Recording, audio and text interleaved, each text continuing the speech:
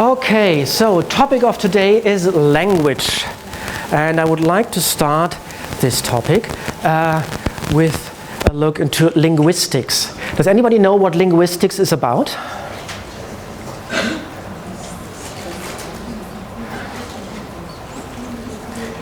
Structure of different languages and their interrelations? Yes, structure of language and different in their relations.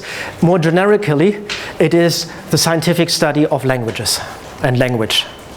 So that's what we are looking at in our first part here. And so what is language in itself? And language is the human capacity for acquiring and using complex systems of communication. So in a scientific sense, if animals have means of communication, we don't refer to that as language. So songbird singing is not language in that definition. And language involves that we use arbitrary symbols, which are our words. For instance, tree in English, or if you have another language like German, the same word tree would be Baum, for instance. So we use arbitrary symbols to refer to certain concepts, ideas, and things. And language is defined or characterized by a hierarchical structure. So we have sounds as the most local or most smallest units, and then these sounds are combined into words, and this is then combined into sentences. And a further key characteristic of language is that you will see that by a very small subset of the smallest units, like phonemes when we speak about vocal language, or letters when we speak about written language, we can really produce an infinite number of words or utterances. So we have this capacity of that. Okay, so much for the definition of what we see as a language to be in the scientific sense. Now, linguistics, as I said, is the scientific study of language. And linguistics has many sub-areas, and we won't touch on all of them, only on one of them. One of the sub-areas is psycholinguistics. And psycholinguistics is the study of the, let's say, psychological and neurobiological aspects, factors, which are working in humans to allow us to acquire, use language, to comprehend it, and to produce it. So this psycholinguistics is a field where you have interdisciplinary teams often of linguists and psychologists working together. So typical research questions are, for instance, how can we generate meaningful sentences? Or how do children learn? Okay, so let's try to get a very brief overview of linguistics and what parts of linguistics we are covering today. So on the one hand, we have this sub-area of theoretical linguistics, and then we have, and this is one where we are looking at, we also have descriptive, applied, experimental linguistics, a lot of further areas. Now, theoretical linguistics, you will see in a moment, covers a lot of things you probably had to deal with when you went to school. So it's about how we create language. And we can create a gradient of complexity here. So the most basic things are sounds. And the scientific term for that in the context of linguistics is phonology. And phonology can be subdivided further down into phonemics and phonetics. Then we have morphology. That is the study of how do we actually create words. Then syntax, how do we create sentences? And semantics, how do we convey meaning, which is the ultimate end goal of language, to convey information. So meaning is a key thing here. And finally, pragmatics, which is how the context affects the meaning or the structure of our language. And we will go through all these things, but because some of them are quite basic of the level we will cover. Then we will go very quickly through them and only have one slide. So, but just to give you a coherent overview of what are the components here. So let's start with phonology, the sounds of that. And in phonology, we study the sound elements and not any sound elements in language, in the vocally produced language, but we look at what are the smallest sound units which bring about a change in meaning, which distinguish meaning. And this is the study of phonemics. So a phoneme is the most basic unit in a language phonology. It's a little bit comparable in the written language to a letter. But we will later see a little bit about the relationship of that. So, and when we combine the phonemes, we create words. So, and if we change a phoneme, we basically change the meaning of the word. If you replace one sound with another sound, and you don't change the meaning, basically both sounds are the same phoneme. So, for instance, we have in the English language, and many others, the phonemes R and L. And they are two different sounds which produce different meanings. So, for instance, royal and loyal, just by change of this phoneme. And you may have seen that this example is chosen deliberately because you may be aware that in particular speakers of English languages often have a problem differentiating between R and L. The reason is that their languages, depending on the nature of language, these two sounds as differences do not exist. So they can't differentiate them. They never learned that. So for them, R and L sounds the same. And really, they cannot distinguish. It's not that it's difficult and they forget about that. So in French, for instance, it's the letter H. It's always spoken silently in French. So our daughter is called Hannah, our youngest one. And we have a friend, Thomas. She was like,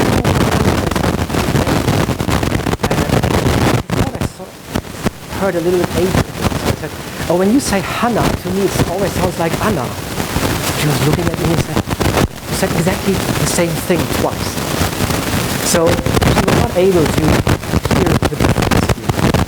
So it is really learning which shapes our perception of phonemes and which enables us to use it. And it's very difficult later on in life to actually learn these perceptual differences. So that happens in childhood. So that makes it so difficult.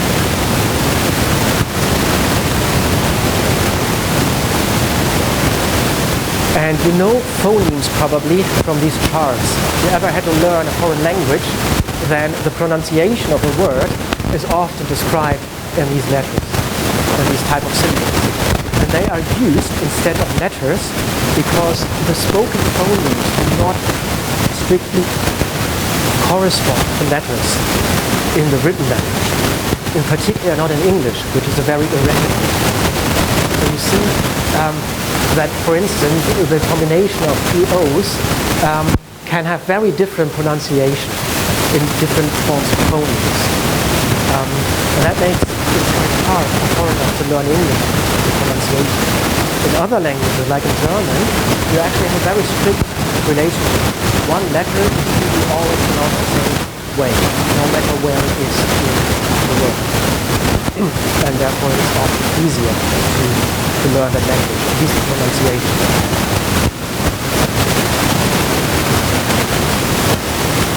So, as I already said, there is no strict method in phonemes and letters. And we have seen that the same letters, in this example like a double O, can be pronounced differently by different phonemes. But the other way around is true as well. So we have the phoneme K, for instance, which is then represented by different letters.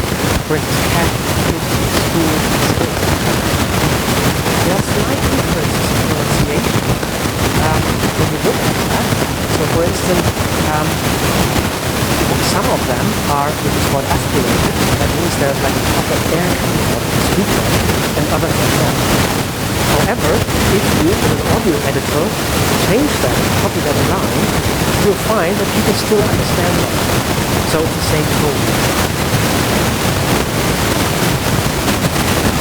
Okay.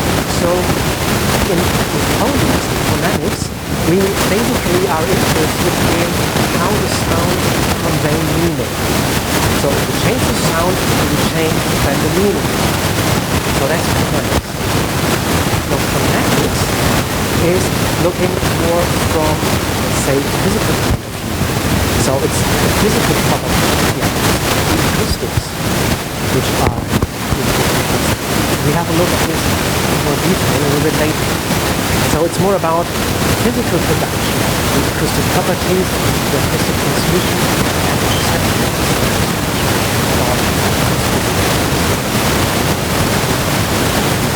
Okay, so that's what I want to say to the area of phonology. Do you have any questions on that? Okay, so let's go to morphology, and that's really something I want to cover very quickly in one slide. And morphology basically is the study of word structure. That means how do we form words?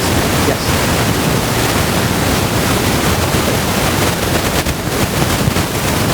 So, for phonetics. We will see that a little bit later. That's why I have a letter here for a demonstration.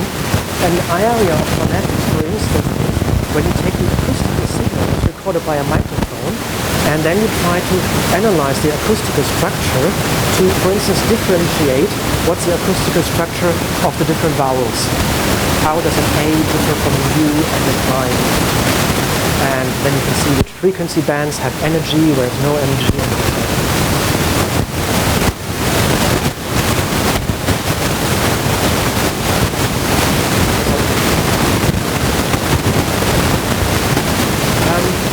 No, not necessarily. Because, I mean, this is just an example with people from Asia, so we can produce the different sounds of R and L.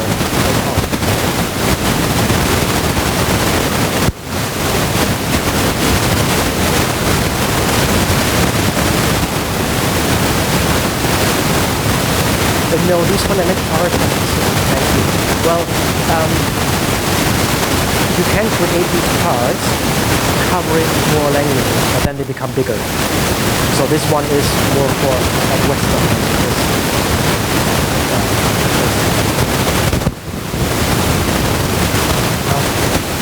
So, and morphology does not necessarily look at how do we create more words. So why do we use tree or tree and not any other word?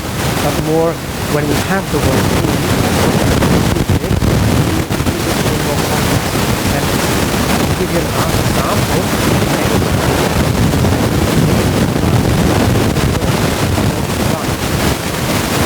what we have here is that we have two words, dog and run, as the standard word, the basic form of the word, and we add what was happening to those. And if we add the S to the runs, it automatically results in that we have a single word, how we dog runs. And here the same thing where we have the S to dog plural. So then we have one dog here. So what can we do with the word stem to change the meaning of that? And we can have like the plural as what we hear when we have the past tense. For instance, ask and asked. Then this is something where morphology looks into why do we do the ed in the end, or also like prefixes like undo something. Then we have do is the word stem and un is the prefix to that. So that is what morphology is looking at. But that's all I want to say about that. Any questions on morphology? Yes. So morpheme was the bit S when the dogs run and the S when the dog runs. Sorry? So the morpheme in the example was the S and the dog runs and the dogs run? That's the affix. Okay. So the S is the affix, which goes to the word stem.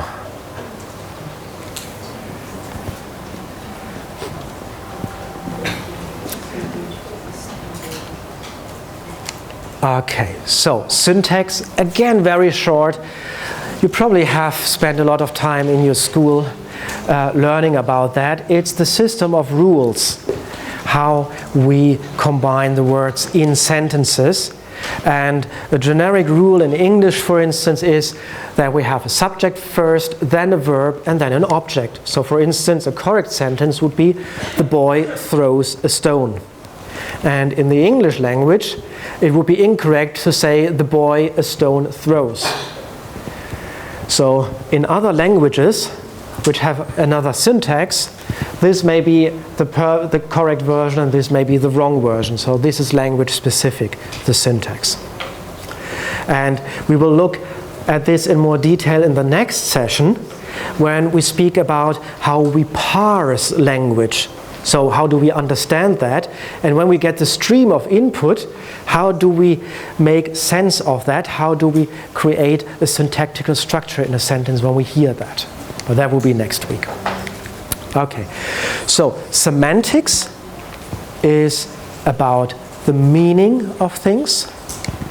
So this is really then the core of language, really, and you could say that all the other stuff which we spoke about so far is just auxiliary or prerequisite so that we really can confidently express meaning and are sure that everybody understands it in the same way.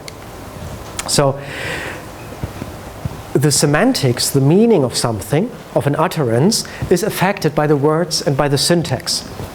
So we obviously know that different words have different meanings. That's one of the main purposes of having different words. But the meaning of a word may actually change depending on the syntax. So to give you an example, Peter's hair needs cutting badly versus Peter's hair badly needs cutting. We have the exact same words arranged in a slightly different order, and so we get a different meaning conveyed by the sentence, a different statement, a different message. So the study into semantics researches all these aspects in language. Okay, any questions on that part? Yes? You know when you talk about the SVO word order? Sorry? You know the SVO word order? Yes. How does that work for the persistent exceptions that appear in languages? So for instance, if I said to you in English, apple I ate, that's a grammatically correct and syntax correct sentence, but it doesn't follow SVO. Is apple I ate a correct sentence grammatically? If you're referring to something that you've eaten and you respond with, that's an apple I ate, that follows the same structure. Yeah, I mean these rules are not exclusive. So you can have different rules to convey the same meaning. And we will have examples of that in the next lecture, where we have a couple of sentences where most people actually are unable to read them, although they have a correct syntax and are unable to understand them. So, but what happens typically is that if you have a, let's say, less common construct, that it takes much longer for people to parse them, or they may even fail to parse them. So it's not usually that meaning is entirely lost, it's just that you have a preference or it's easy. Yes, yes. And so the relationship between semantics and syntax is not one-to-one. If we have a sentence which is wrong by syntax, we can still infer the meaning. The boy a stone throws. We usually still get the idea that a boy threw a stone. So deriving the meaning does not necessarily depend on perfect syntax. Okay? Okay. So the last bit of this part on linguistics is pragmatics. And this is the way how context contributes to our meaning. So if you look at everyday language and you take a very close look, let's say from a computer scientist who wants to program a computer to understand language, then you will see there's a lot of ambiguity in our statements. And it really depends on the context of how we interpret that. And so one example is, for instance, it's a very stereotypical example. Let's say the husband sits on the couch and is watching TV and calls to his wife, "Can you bring me another bottle of beer?" And she may answer, "I'm not your housekeeper." Now, without any context information from the view of a computer, he would be totally confused, because what does the information, "I'm not your housekeeper," which is correct, has to do with "get me another beer"? So there are a lot of implications which we have in everyday language. And we make use of that all the time. And I have a demonstration of that, an example. And you may have realized so far already, I like the Big Bang Theory, so it's again from there. And so if you watch that show, there are a lot of examples where Sheldon does not understand these type of implicatures and understandings. So let's have a quick look at that. Oh, that's loud. So let's have a look at this. It's only like 20 seconds, 2 or 3 times, and try to think what.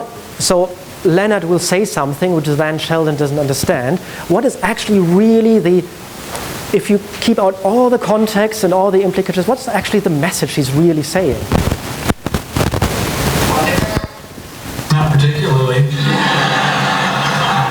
Could you get that? I suppose I could if I were asked. Would you please get that? Of course. Why do you have to make things so complicated? Okay, let's have it one more time. Not particularly. Could you get that? I suppose I could if I were asked. Would you please get that? Of course. Why do you have to make things so complicated?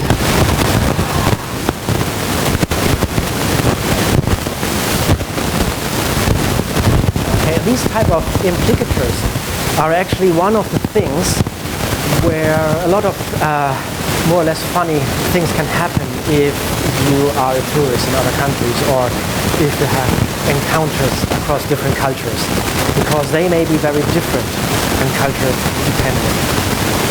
Okay, so this is about the pragmatics of things. Another example is along the same lines. Can you open the window? And you can say, yes, I can, but you don't do anything, or you just open the window. And it's really about getting these indirect messages. And it's really about the context. Suppose you have a different context where a window is actually broken and very tricky to open. And somebody really asks, can you open the window, in the sense of, are you able to? Do you manage to? Because I don't. And then, yes, I can, and doing nothing can be the appropriate response to that. So it's really about the context. What is investigated in pragmatics. Okay, so now we have really seen quite a bit of complexity here and spoken about a lot of different things. But we haven't used one key term, which is quite often used in that context. Can you think of which term is kind of missing? Oh? What about grammar? How does grammar fit in?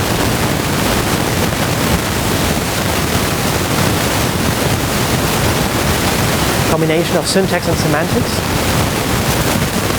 It's actually a little bit more. It's the phonology, morphology, and syntax, which is, but there's not a very clear and strict definition yet.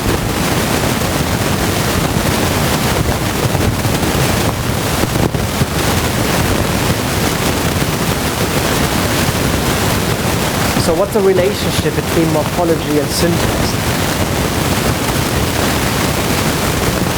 The distinction is that morphology is focusing only at the words and says and asks, why do I attach an S to a word in that situation or not?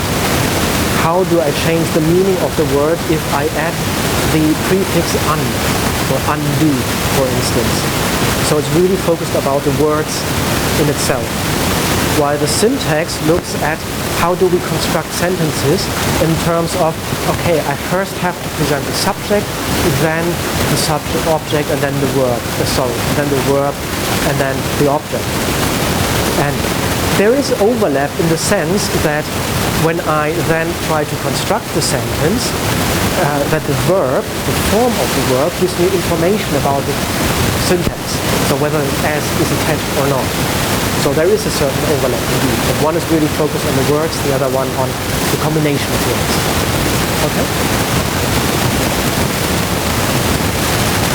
Any general questions about, or further questions about these videos?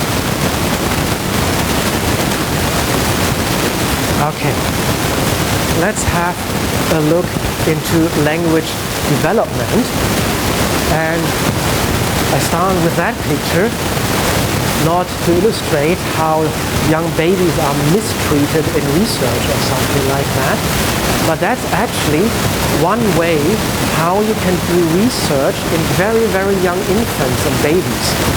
So this thing, what that basically is, it's like a tube with milk or something, some food in there, and so they can drink from that.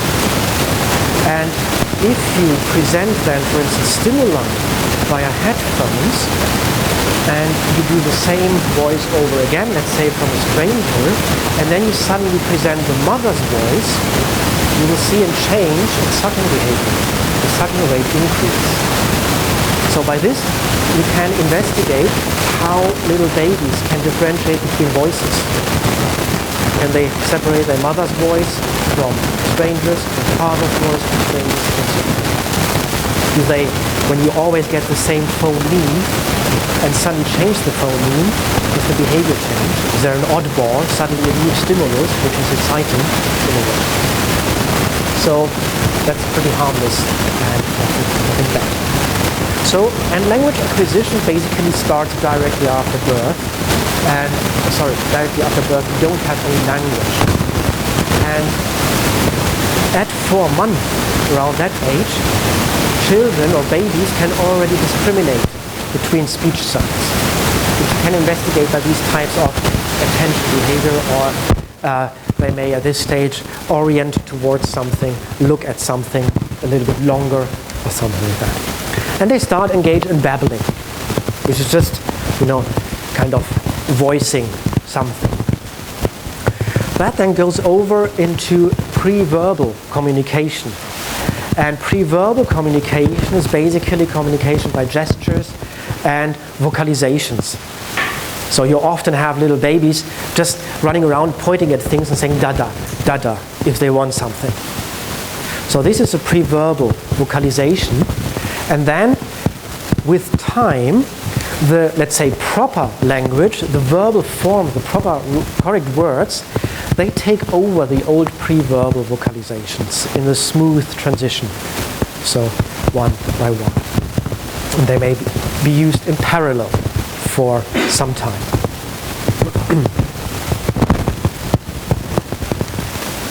Now, what are now the mechanisms?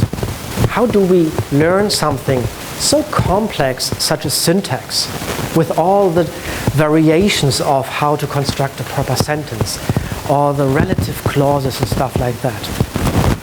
And Skinner was a behaviorist in the 1940s, 50s, who had a very strong view on how this is done.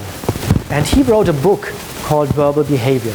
So Skinner basically worked a lot with animals and found something like, if you have a pigeon in a box and there's a button and you reward the pigeon if it presses the button, it will continue to do that behavior. So press the button, you get a food pellet. something like that. So this is the study into behaviorism. So, and he said, well, learning of language happens exactly by the same process, by reinforcement. So his idea was that the infant produces, just by chance or by imitation, a correct word or a correct sentence, and the child is rewarded in terms of that the parents turn to it, do understand what the child says, or say, oh, well done, or something like that. However, there's a lot of criticism to that, but one of the criticism is, if you have your own children, then you will realize that they do not care about feedback. They absolutely don't care whether you say, oh, that was correct, or if they say something wrong and you say, no, that's not right, please say that correctly.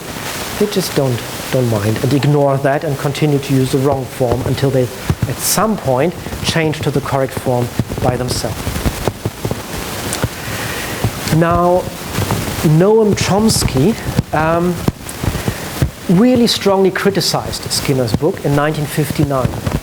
And this criticism was so fundamental that it is thought to be one of the key stepping stones in the, how to say, invention or rise of cognitive psychology. So the 1950s were the time where cognitive psychology was rising, and before that it was heavily dominated by behaviorism. And behaviorism is characterized by explicitly ignoring every cognitive aspect. They said we only have stimuli and behavior. Everything in the middle is a black box. We can't investigate that, so we just ignore it. And cognitive psychology is basically filling in this black box in the middle between stimulus and response. So this criticism was one of the key events happening around that time which helped cognitive psychology to rise. And he said, or his argument was, that language is just too complex to be learned just by reinforcement. He said that doesn't work. And one argument he used is that when children learn language, and they use that by role models, like the parents or siblings, then these role models often actually use incorrect language. I mean, who at home speaks in perfect British Queen's English, you know, like the Queen's New Year speech or something like that? We use half sentences, we start in the middle, we cut it off, we have not a very clear pronunciation, we have accents, we drop letters, all that type of things. Yes? Similarly, with children, if they say something wrong, the family might find it funny and they'll keep on repeating it. Yes. Yeah. So the argument was that sometimes children say things wrong in a funny way, and then they get like reinforced by the family to say it over and over again. So a multilingual household, flip-flopping between languages all the time? Yeah, bilingualism. Just to check on some of this though, was it seen or presented at least by Skinner that the feedback had to be external? Or did he ever make the claim that the feedback could have been internal to the child in terms of they had positive weighted responses, but not according to external observers, simply sensory responses? How would you learn language by positive? How would your own system, without knowing the syntax, be able to reward you if you use correct? Yeah. No, it's about external reinforcement. Parents would do this. Yeah, in principle, Skinner would say that there can be internal reinforcement, but not in that context. It just wouldn't work logically. Okay, so, and this has been called the poverty of the stimulus. So, and Chomsky suggested something which is quite radical in a way, and he said, well, children actually do not need to learn grammar. They don't need to learn the basics of syntax. He claimed that we are born with it, that it's genetically in us, and that we are all born with a universal grammar. Now there was a lot of research looking into that, and nowadays we know that this idea is not correct. Sorry?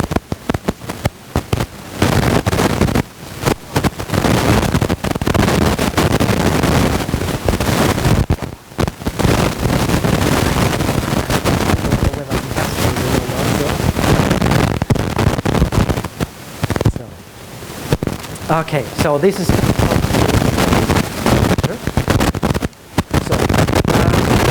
general, Noam Chomsky has a very, very strong influence on linguistics. He's one of the key scientists in that field, and in general, also often in philosophy, and he's often invited to make also political statements.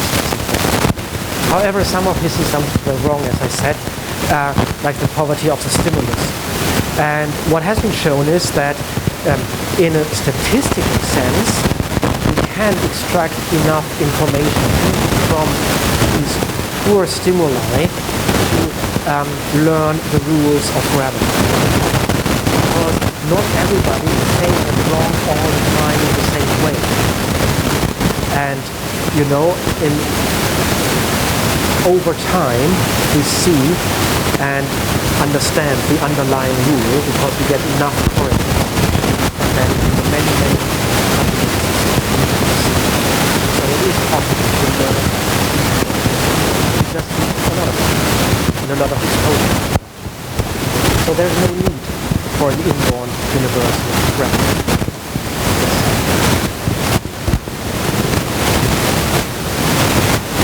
But probably yes.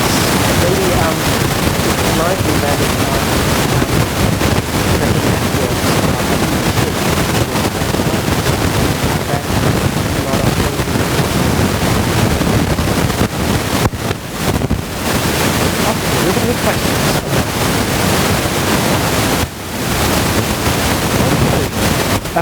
before we go to speech production, we will take our break, 5 to 10 minutes. And this time I again thought of this one. Okay, so let's go on with speech production. Now, when we think about the full cycle of voicing an utterance or a word or something and understanding that, it looks something like that. So on the side of the sender, of the one who speaks, we start out with like sending the messages to the nerves. We ignore now all the cognitive components of what to say. And then the nerves activate muscle fibers which change the volume in our breath so that we actually can exhale something. Then we have our vocal folds which control some aspects of the voice. Then the larynx, and have a lot of different aspects of our vocal tract, pelvic, vocalic aspects, lingual, and then labial, so the mouth position and everything. And then we finally produce such a stream, basically of air pressure changes, of sound waves. Will then travel to the receiver and will pick up at the receiver's wavelength. So this is kind of the whole sequence which is involved here. Now when we look at our vocal tract a little bit more detail, then we have a number of different organs which are involved in shaping the sounds. So basically in the production of the phonemes, or also in non-verbal sounds, such as laughter, for instance, or crying. And when we have the phonemes, these basic units of our language which bring about change in meaning, then we can distinguish them by a number of characteristics. In particular by two. One is the place of articulation, and that basically means where in this whole system is the airflow obstructed. So we always have some kind of obstruction, because if there is no obstruction, we are just exhaling. We're just doing and that's not a phoneme, it's not a sound. So we have to obstruct it somewhere to create turbulences, to make a noise. Second thing is the manner of so how is the obstructed? So by the different positioning of the organs, then create different sounds. So we just a very plain example for the sound T.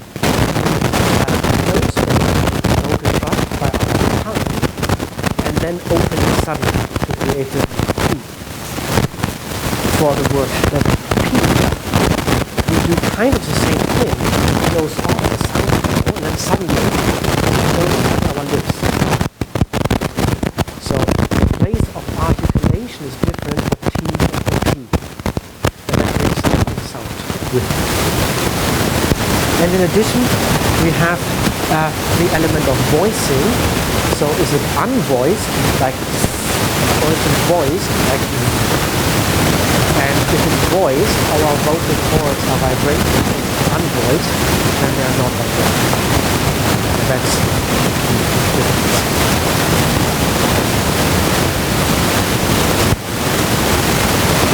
So I hope you use the brain really expressively. We're doing something slightly more complicated, but we will have a very practical demonstration of that as well. And for the people who work in this area to try to understand the sounds, they have to somehow represent this acoustic signal in some way. And to understand that, we need to have this very brief detour into the Fourier transform. We won't have any formula for the thing, it's just talking about the data. So suppose we have something which could be an acoustic sound wave. Then this is actually a composition, a superposition of 3 simple sine waves, which look like that. So if we have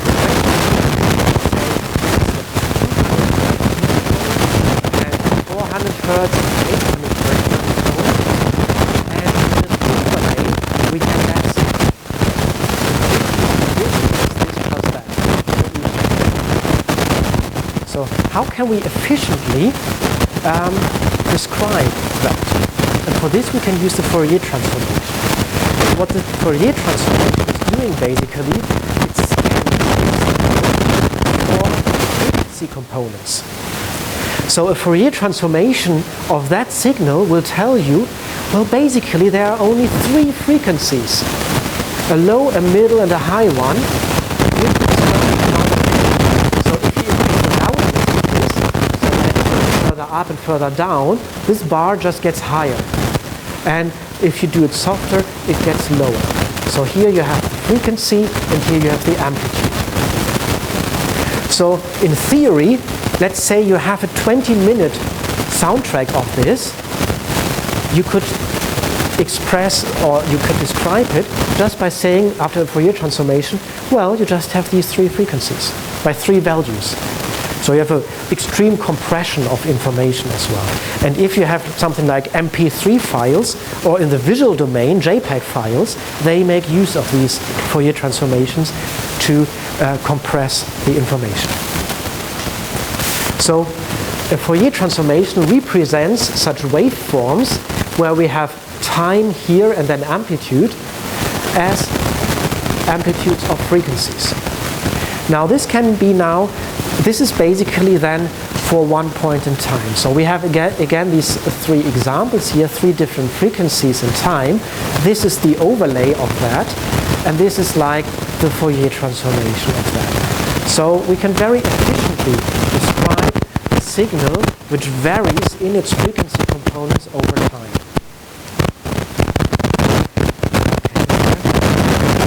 Now, let me check that.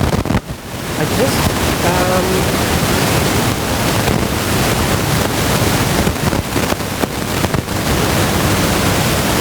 came across this software, which is actually freeware, which can kind of do that online on the track. So I not only have 2 microphones, I now have even 3 microphones. And now I have to think which one to take. I think this one. I tried it out today for the first time, so forgive me if I'm wrong. So now, on here, you have kilohertz, so the frequency. So 1 kilohertz low frequency, 5, 6 kilohertz high frequency, and this is the energy. So it's kind of a Fourier transformation of the signal which I can speak about. Now, if I blow into that, like,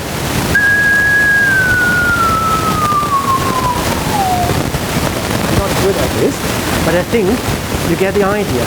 So when you suddenly have at a certain frequency some energy, you get a peak. So let's see it again.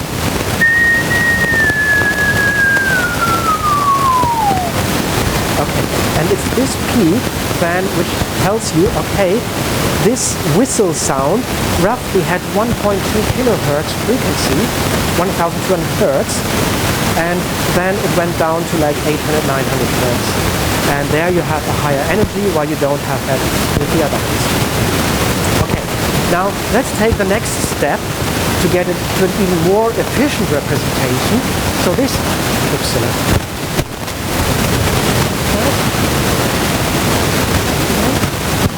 we go back to the laptop in a moment. Now this is the waveform, as you may know it from your MP3 player software or something like that. And now this is a spectrogram. And this is, again, a slightly different representation. So on this axis, you can't read that, I'm aware of that, but the software can't scale it differently. You have the kilohertz. So here is 0 kilohertz and here is 8 kilohertz. So the higher the frequency, the more up you are. And this is time. And now the peak of things, like when I blew into the microphone a moment before, is now represented by darkness. The darker it is, the more energy there is, the higher the peak, and when it's white, there's no energy. And this now is a representation of a speech signal. This is a spectrogram. It's called a spectrogram of a signal. So a long time, for each point in time, you now can see, okay, here at this point in time, there's quite a lot of energy at around 800 hertz. Then here again, let's take this point in time, here again at like 3000 hertz, and so forth. So you can see that for different frequency components, you have different amount of energy. So that's then a different representation of the output of the position. So what we can see, this is the same thing, but not it's now grayscale, but actually color. So the redder, the more energy there is. This is again time, and this is frequency. And what you look for when you work with speech signals here is something which are called formants. And formants are bands of energy in that signal. And the lowest formant is the fundamental frequency, or F0, which is current or the base formant. And this formant, for instance, determines whether we perceive somebody with a lower pitch or higher. People with higher pitch have a higher frequency. And then we have further energy bands here, which are then, this is numbered, F1, F2, F3, and so forth. And we may have even higher harmonics, which are just like copies of that, and multiples, those are theoretical. And the reason why I'm explaining that to you is that these formants are the distinguishing features, or the frequency components that characterize human speech. So when we understand human speech, the acoustic signal, what we do in our brain is such an analysis, and our brain looks to try to figure out where are the formants to determine what we do. And to give you an example, and now I switch to the laptop in a moment, this is the spectrogram approach of the three vowels I, U, and R. So this is, here it starts with F1 as the most basic frequency, and you can see that these energy bands, formants, are different for the different vowels. So here F2 is pretty low at 1000 Hz, and here F2 is at 3000. And that allows us to distinguish letters. We go back to the laptop, because the software also is doing spectrograms.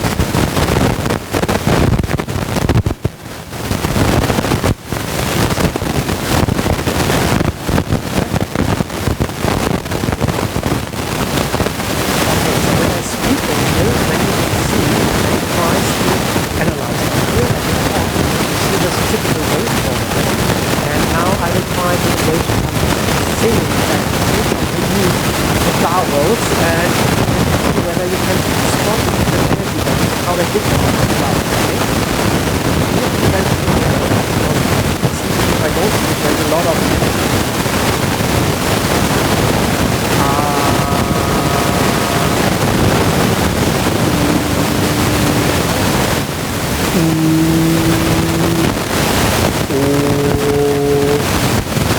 probably see that there is energy in different bands for the different types of vowels. So, and this is exactly the information that this decode that. So we have to do this.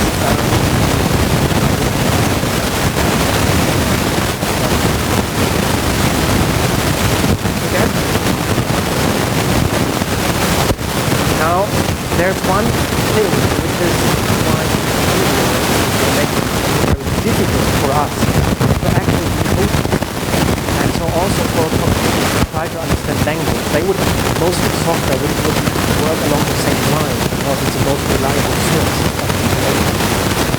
And this is that performance, they change across time in language.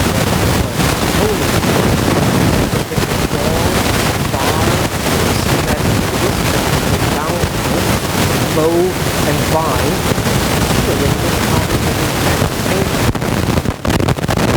On the next slide, I explain something, a phenomenon which is nicely visible here, called co-articulation.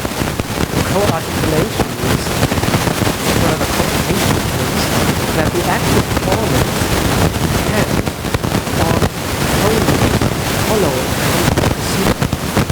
So the phonemes in sequence a little bit, always start with the B. But in but in row, the energy for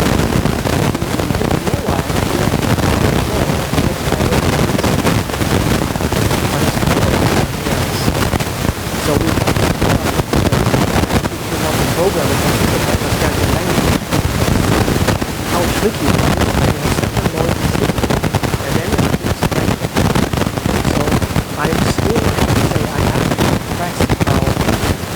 Tones are nowadays that you can just speak to them that much better. I mean, 10 years ago, there was nothing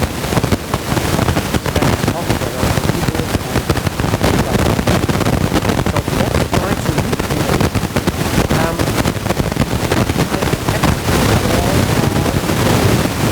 in our spectrum. I don't know whether I'm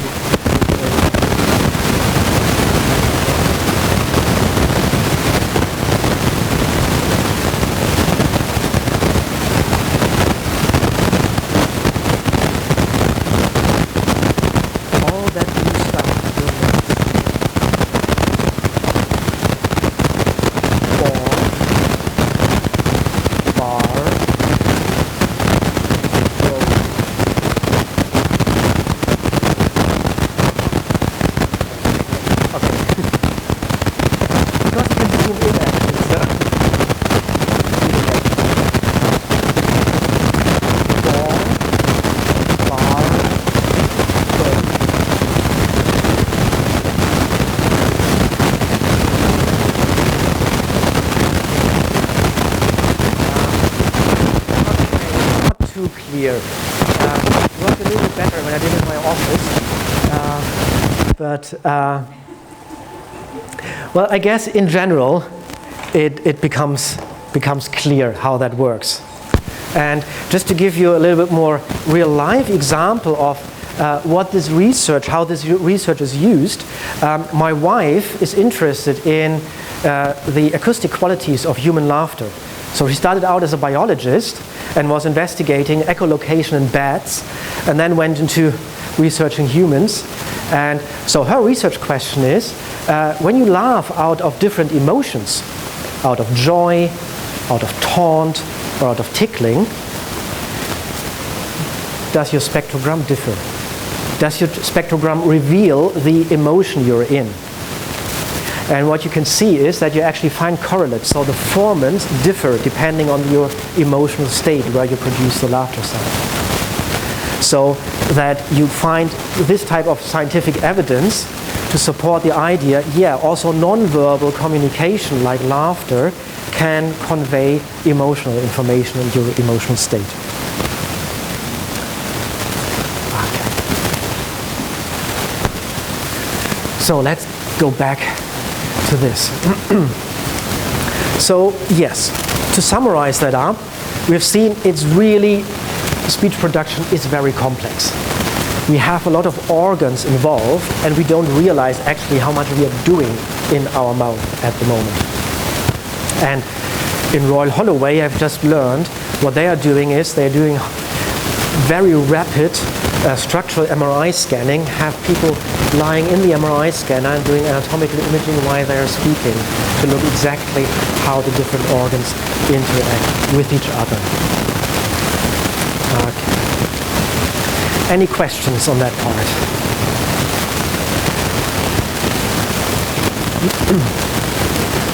Okay, so let's go to speech perception, and we already touched upon some aspects of that. So that's what we spoke about so far.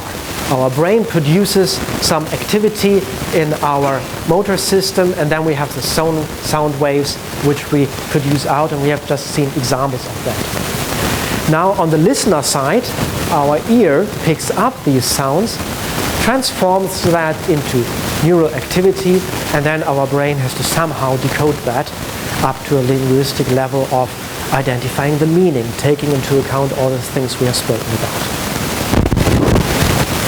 So speech perception is extremely difficult and complex.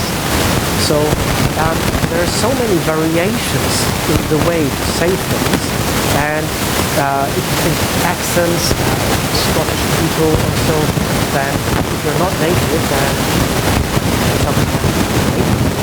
it's really difficult to decode it. And personally, I'm extremely sure I don't know why, but I find it very hard to understand the balance of northern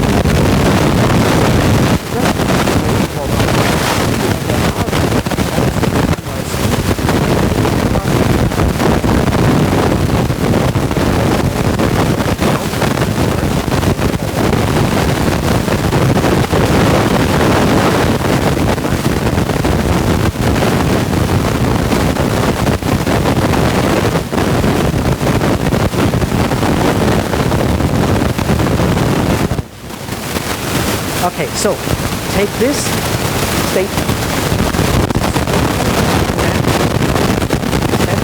There are no scientific words.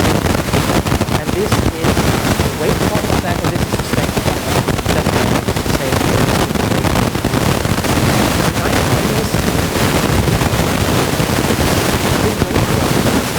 So I don't know whether I have everybody, but two people always. And on this line, try to write this sentence here. I'm going to do words where you think it's break probably there are break go maybe like this, or maybe try to figure out how you can map the written sentence to the site. And we'll see how. So please pass them around. I will have one. Just there one, okay?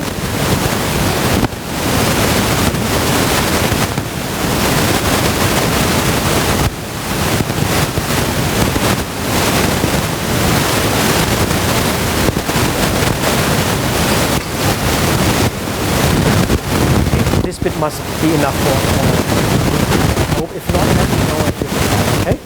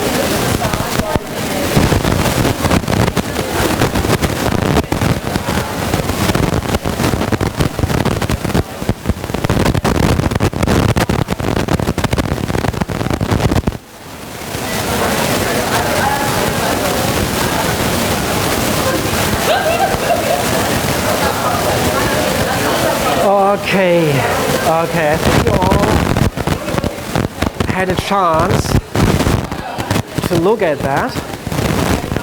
Okay, so you probably will have realized that it's not as simple. You have a word, a break, a word, a break, a word, a break. And so the challenge you faced is the same challenge any automatic computerized voice recognition system which tries to understand full sentences has. So maybe you respect your phone a little bit more now after having done that. Okay, so the solution to that is that.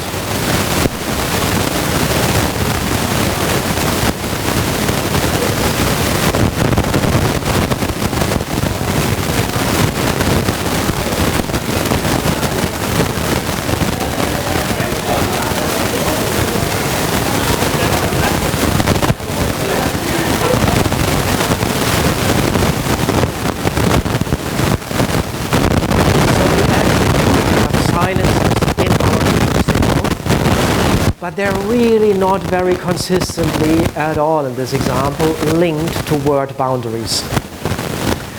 So when we think about speech perception, the kind of topic we're in right now,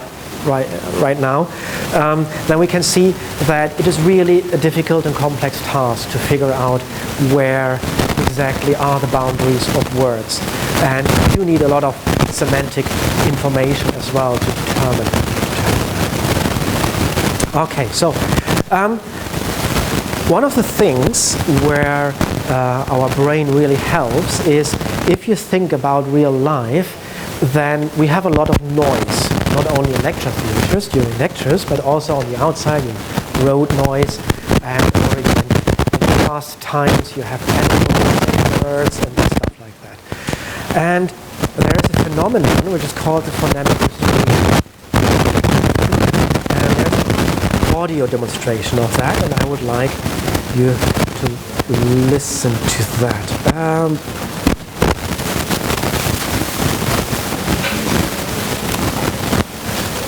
Temporal induction of speech. It has been found that when a speech sound is removed from its such as a cough, listeners generally hear the original sentence as intact, even when they are told in advance that a portion of the speech will be missing. You will now hear an example of this phonemic restoration method. So what they did here is really, wrong laptop again. You have this waveform, and so they introduced another sound overlaying that, but it's actually not overlaying. The sound in the waveform is really cut out. So there's silence, and then they put in addition a cough or something on top of that. So it's not possible for us to really that way, or that we actually did hear.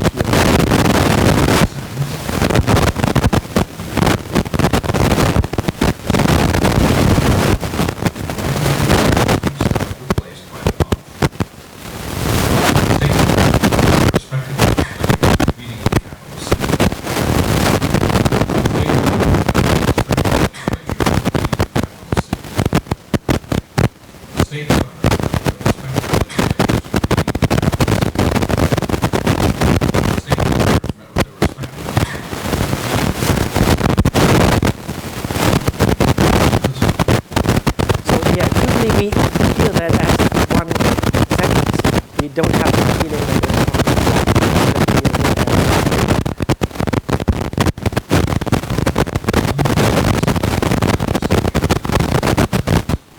Generally, all speech sounds appear to be present, and the cough does not seem to interfere with any of the speech.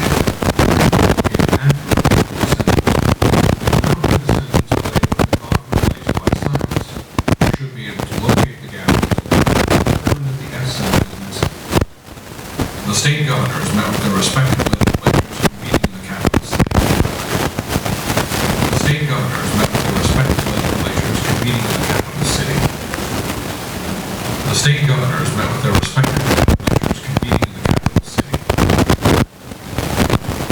So that's exactly the same sound signal, but in the earlier demonstration, this silence was just filled by a cough. So there's no information about the S. That's what we say.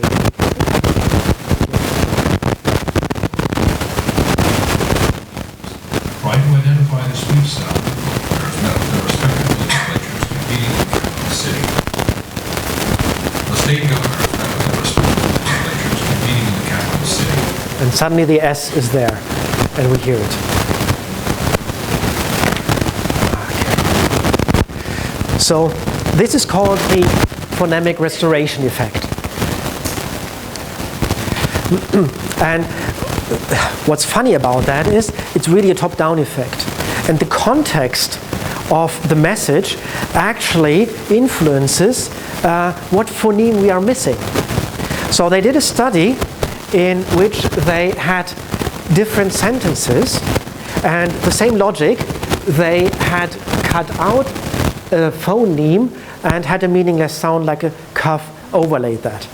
So one sentence was like this: the E was on the axle, the was on the shoe, the was on the table, the was on the orange. So basically, the acoustics here are identical. And this phoneme in the beginning is just cut out and overlaid with a cuff. And that's what most people hear.